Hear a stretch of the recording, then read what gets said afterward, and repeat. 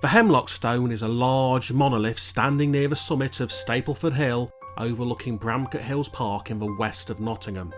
More technically, it's an Inselberg, which is an isolated hill or mountain rising abruptly from a plain. Standing 23 feet tall and weighing around 2 tons, the rock itself was deposited more than 200 million years ago and consists of 2 different layers of sandstone. The top, named Nottingham Castle Sandstone, which is a medium coarse grain sandstone in which the grains are held together strongly. This overhangs the bottom layer, named Lenton Sandstone, which is a softer, finer grain sandstone. The mushroomed appearance is because the bottom layer erodes quicker than the upper layer. This is called differential erosion. You can see this clearly from the black grime which coats the top layer caused by air pollution, whereas the bottom layer is a lot cleaner. Legend has it that in the Middle Ages, the devil threw the stone from Castleton in Derbyshire, around 40 miles away, at Lenton Priory, which is 4 miles away, because the ringing of the church bells annoyed him so much, and he missed. This, however, seems to be a similar story at other sites which show that conflict between the early Christian church and their pagan contemporaries. The origins of its name are lost in the past, however. It could be from the 17th century Welsh, as was once referred to as the Hemlock Stone, which translates to a bent, flat stone. Maybe it's from the word hem, meaning border, or even derived from local witches brewing up their potions with poisonous hemlock. The jury is still out on what caused the actual formation. Was it due to ancient quarrying? Was it due to some strange natural erosion? Maybe a combination of both. Who knows?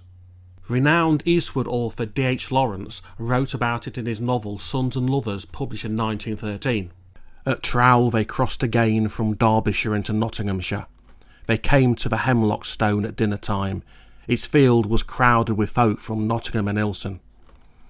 They had expected a venerable and dignified monument. They found a little gnarled, twisted stump of rock, something like a decayed mushroom, standing out pathetically on the side of the field. Leonard and Dick immediately proceeded to carve their initials LW and RP in the old red sandstone, but Paul desisted because he'd read in the newspaper satirical remarks about initial carvers who could find no other road to immortality. And then all the lads climbed onto the top of a rock to look around. Certainly over the years, many people have climbed and stood on the rock. I can even recall my old dad telling me that he did the same when he was a lad. I'm afraid today, for health and safety, as well as the upkeep of the rock, a fence surrounds it, keeping people well away. From above, pot marks can be seen in the hill surrounding the stone, caused by the local Home Guard using the hill for hand grenade practice in World War II. Over the years, the rock has given rise to a poem by H.S. Sutton, and even a track on this CD pictured by Nigel Clark and played on the clarinet by Linda Merrick. Hopefully the rock will continue to stand for many more centuries to come, as long as it can stave off further erosion and the property developers who will always have their eye on the surrounding areas. Wow, I never knew that.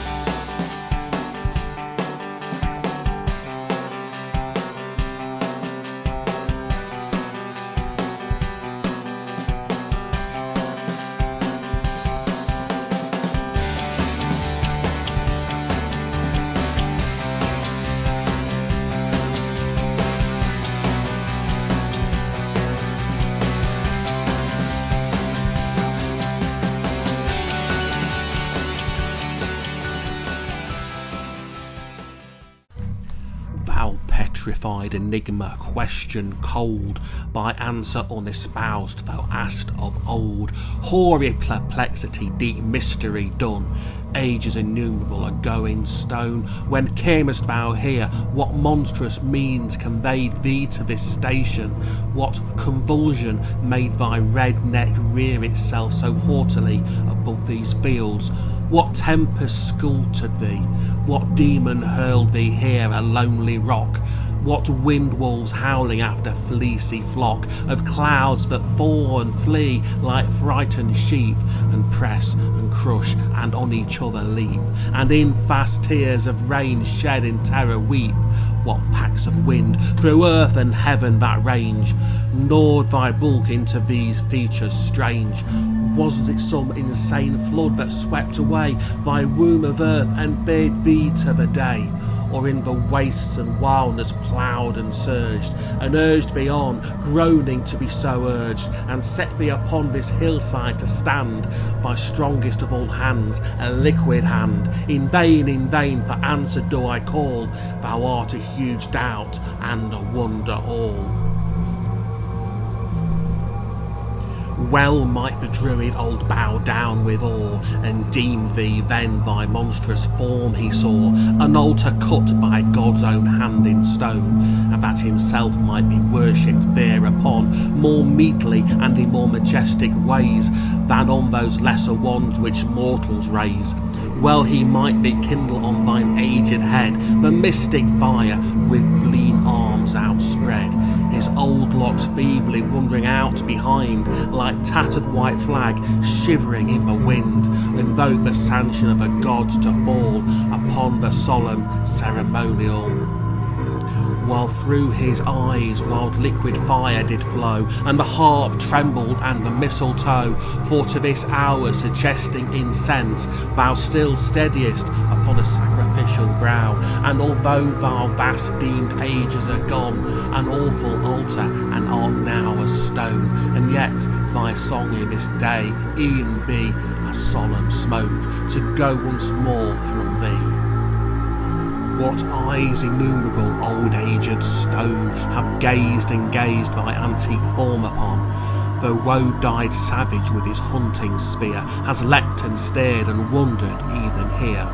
Haply the Roman soldier here has stood, strayed from his camp far into the wild wood, the monk at least on pony ambling past, shaken by the rough bridle road has cast a hot glance on thee, the knight steel arrayed, a breathing moment near thy bulk hath stayed, to bid his squire behold, gay cavalier, and solemn stern old roundhead have been here.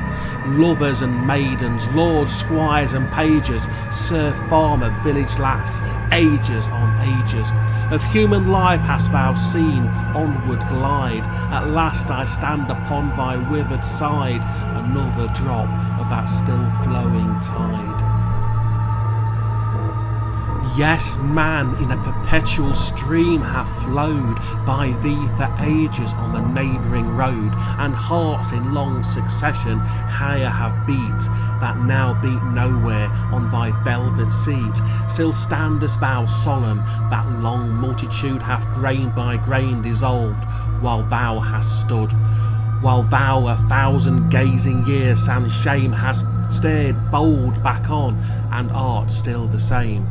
We change, we vanish, thou defying fate, standest in thine aged sameness obstinate, like the huge head, sore battered and time-ridden, of Sphinx whose body neareth the death. The earth is hidden, or like a statue of drear desolation, rock carven by some old, mad, plague-smit nation. Dying by hundreds, or like ancient Lear, with withered weeds upon thy old head for hair, but dead, stone stiffened, not of any daughters, raving, drowned ages since in raven waters. Alas, thou canst not rave, nor speak, nor see, thou canst but stand in giant idiocy. Now speaks my tongue for both, few years shall run their course, and it will lack words even for one. And here where now I speak on this green sod, a clod that moves to an unmoving clod, others shall muse in ages yet to come, and thou be spoken to when I am dumb, and thy old bulk be gazed at even now, when I am cold, as dull as clod as thou. And thou shalt stand beautiful times among. Hadst thou any to be trusted tongue, I might perchance entreat thee to convey some message down to that high favoured day, to say that even in hours so stormy sad were some whose eyes saw their day and were glad, and from these deeps of ancient woe and crime helped to achieve for them that happy time. Lo, how it rises on mine ears, the mighty music of those unborn years, the billows of that song sea, how they roll extravagantly on into my soul. He comes by all God's royal bards for song, by pining ages waited for so long. This is the man for whom the word her brow hath knit in pain and groaned in pain till now, for whom full 60 years have grieved and struggled to achieve but ne'er achieved. He comes for you, ye poor, ye weak, pursue their glad hosannas, for he comes for you, comes to make sums of novels healing rise, and put for aye asunder tears and eyes.